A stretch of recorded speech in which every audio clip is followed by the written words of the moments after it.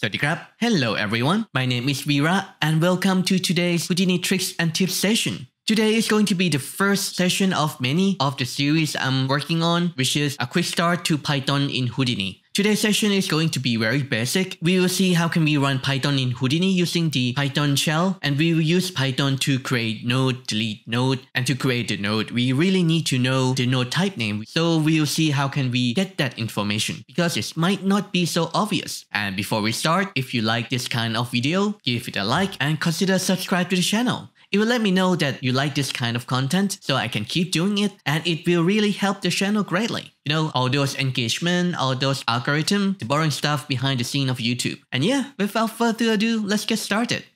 Alright, let's open a new Houdini session. In today's demo, I'll use the technical desktop, so we will have an access to Python shell down below. You can also run Python using the Python source editor, which you can find from the window, Python source editor. But in my experience, it's great for developing a tool or to develop a chunk of code which you run from start to finish every time. Because sometimes when you run something on Python source editor, if you don't run everything again, sometimes you just forget the variable completely. So for something like what we are doing today, which is running Python on the fly, Python source editor is not very suitable. So we'll use the Python shell in this case. In Python, if you want to use function inside the module, you need to import the module first. So in this case, we want to use functions from the Houdini module. We'll import the Who module.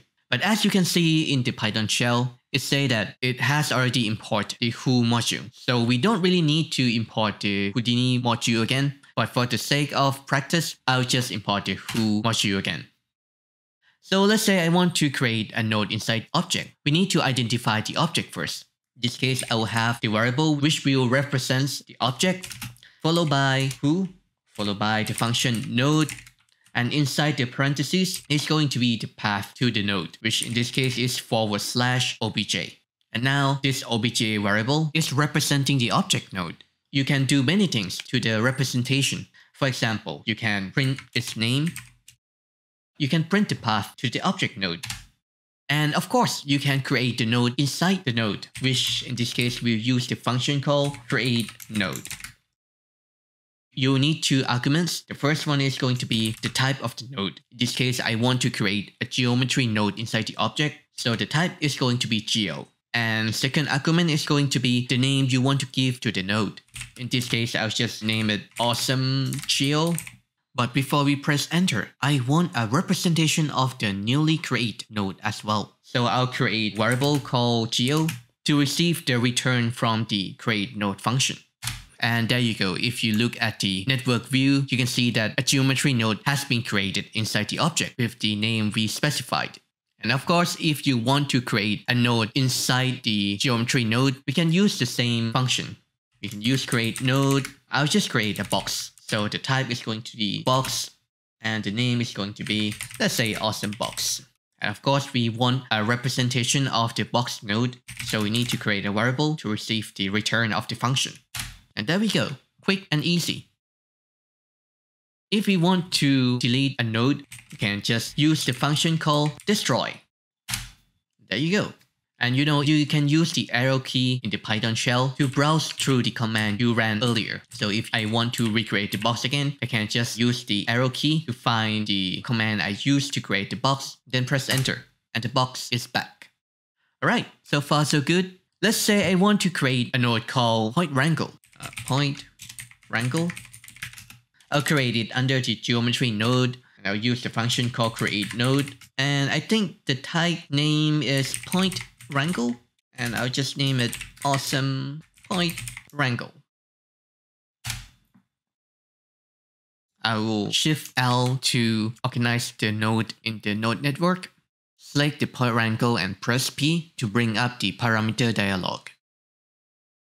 If you are familiar with the pointWrangle node create from the tab menu, you might notice that its parameter is a bit off. If you create pointWrangle from the tab menu, you can see that it is actually an attribute wrangle, not a pointWrangle, which you can see here above the name of the node. There is a grayed out node type name. That is because from my understanding, the actual pointWrangle node is obsolete because attribute wrangle node can do the same thing and more. So if we want to create the point wrangle node in this case, we will need to create the attribute wrangle. So let's try it again. And here's the problem. I don't really know the node type name that we need to use in the create node function. I am making a guess here. Judging from the pattern, it's supposed to be attribute wrangle. But as you can see, it says that I'm using an invalid node type name. So that's not right. Let's try that again. And instead of typing everything out again, like I did earlier, you can press up arrow key to bring up the code we ran earlier. So I guess it might be abbreviated to attr wrangle, maybe? Let's try it again. Okay, that's not right either. So how can we know the node type name in this case? What you can do easily, you can select the node and go to help here. So it will bring up the help for attribute wrangle. And you can see on the address here, it will have the node type name. So in this case, it's attrib wrangle. I'll just copy it from here.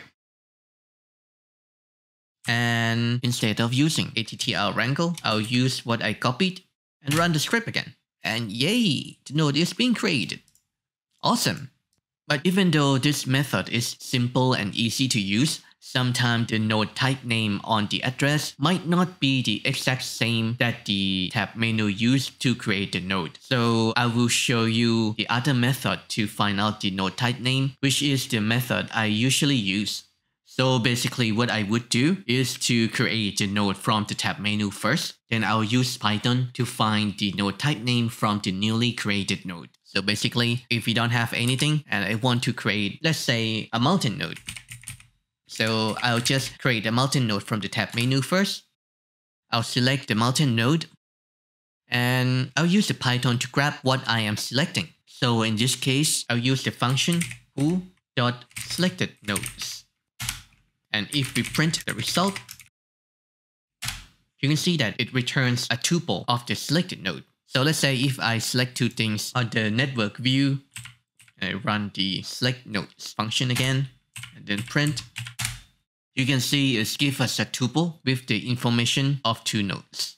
Okay, let's only select the mountain node this time and run the select nodes function again to grab it. Actually, because we only select one node, I can just grab the first index of the tuple, which always starts with 0. If we print the target node now it is referencing the mountain node. So now we can use the function called type. It will return the type of the node, and in this case it is attrib noise : 2.0. So let's try that.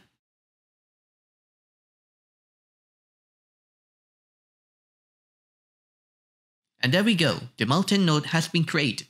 So this is another way to do it. If I were to keep guessing, I would never thought it would be something like attrib noise : 2.0. That is a weird name. I didn't plan to use the mountain node in this demo, so now I wonder if our help method would work in this case. Let's select the mountain node, press P, and go to help. As you can see, it's not the exact same with what we got from the type function, so just be aware of it. Alright, and one last thing before we go, just in case you are wondering how can you clear the history in the Python shell. As far as I know, there's no easy way to clear the history of the Python shell. So if you want to kind of tidy up your Python shell a bit, what you can do, you can use the function print, and inside you can use the \n, which basically mean to print a new line, and we will print it 100 times. And there you go, now your Python shell looks clean. But actually, if you scroll up, you can see that it just print out 100 blank lines. It can be quite helpful sometimes if you want to separate what you did earlier from what you are going to do next. I think that will be it for this session. In the next session, we will see how can we use Python to get the value of the parameter on a node. And then we will see how can we use Python to connect the node together. And if we have more time, we might go through how can we use Python to create parameters on a node. And that will be it for today's session. I hope this video is helpful. If you have any question, any feedback, or any topic you would like me to talk about, let me know in the comments down below. You know, it doesn't have to be about CG or CG industry. Maybe you are curious about Thailand. Maybe you're curious about the city I'm living in, which is Montreal. So let me know, and see you in the next video. Bye for now.